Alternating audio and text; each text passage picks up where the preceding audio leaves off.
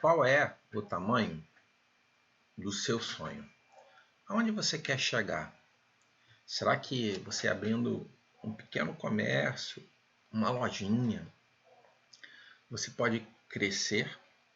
Será que dando um passo de cada vez, o céu é o limite, os seus sonhos são o limite? Existia uma família, ou melhor, existe uma família que conseguiu vencer e transpor barreiras, criando de um pequeno negócio um grande conglomerado. Sempre é assim. E com você, vai ser assim? Se você está gostando, desse tipo de conteúdo, repasse esse conteúdo para outras pessoas. Passa o link, assina aí, dá o seu joinha, o seu dislike, faz a sua pergunta, para a gente saber se você está gostando ou não. Mas voltando a essa história, um português, ele foi morar em São Paulo e por 19 anos, sabe o que ele fez? Ele juntou o seu rico dinheirinho para quê? Para concretizar um sonho. E é isso que eu venho vendo em muitos de vocês hoje. Vocês hoje estão com um sonho. E muitos estão iniciando seu sonho. E o que ele fez depois de 19 anos trabalhando, então, em um local para poder, trabalhando no comércio, para poder juntar o seu rico dinheirinho? Ele abriu o seu sonho. Ele abriu uma doceria. E essa doceria, ela foi cada vez se desenvolvendo mais. Para vocês terem ideia, essa doceria, em apenas, deixa eu contar aqui, em apenas 4 anos de trabalho intenso, duro, ninguém consegue realizar os seus sonhos sem força de vontade, sem aplicar o próximo passo. Não adianta você obter conhecimento e não colocar no seu negócio. Em 4 anos de muito trabalho, ele conseguiu abrir mais 2 filiais. E aí, 8 anos depois, 2002... 6 anos depois, olha que interessante, foi aberto o primeiro supermercado dessa rede.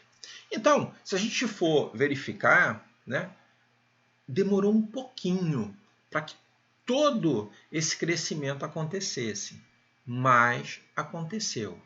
E foi inaugurado o primeiro supermercado dessa rede. Era uma doceria, foi aberta mais 2 filiais, depois, um tempo depois, um outro supermercado, exatamente na frente, daquela doceria que foi a primeira, a raiz, o início de tudo. E com isso, o que aconteceu? No início dessa primeira inauguração, foi em pouco tempo depois, podemos dizer assim, praticamente 10 anos, 9 anos depois, essa mesma rede já era composta por 64 lojas. Olha que interessante. Ou seja, esse crescimento foi devido a quê? A vários passos que são dados em direção ao seu objetivo. Essa história é do grupo Pão de Açúcar. O seu Valentim, que era um português, Valentim dos Santos, ele tinha essa ideia na sua mente. Mas o seu objetivo era crescer, era cada vez ficar maior. E ele conseguiu fazer isso com muito esforço. Então, isso mostra que o tamanho do nosso negócio é qual? É quando nós nos empenhamos em dar o próximo passo. E o próximo passo dele era cada vez mais crescer o seu supermercado. Só para vocês terem ideia, na década de 1970, ele abriu a primeira geração de hipermercados lá em São Paulo, que era a loja Jumbos, né? Ele fez isso lá na região de Santo André, na região do ABC, né? Paulista. E aí sabe o que aconteceu? Ele começou a abrir isso em 1970. E aí a gente, para encurtar um pouquinho essa história, né?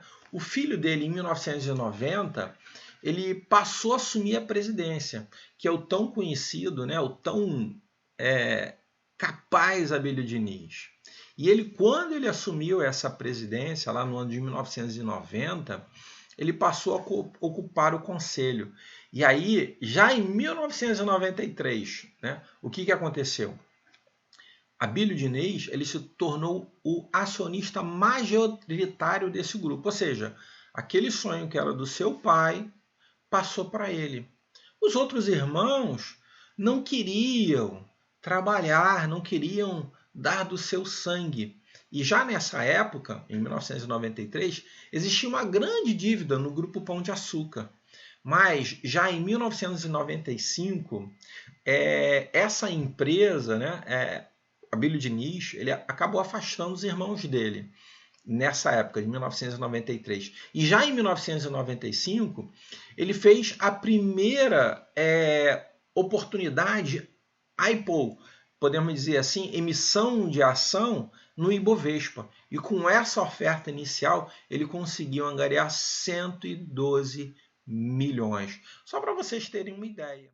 E aí depois, 2 anos depois, o Pão de Açúcar, o Grupo Pão de Açúcar, foi a primeira empresa varejista a lançar na Bolsa de Ações em Nova York, né,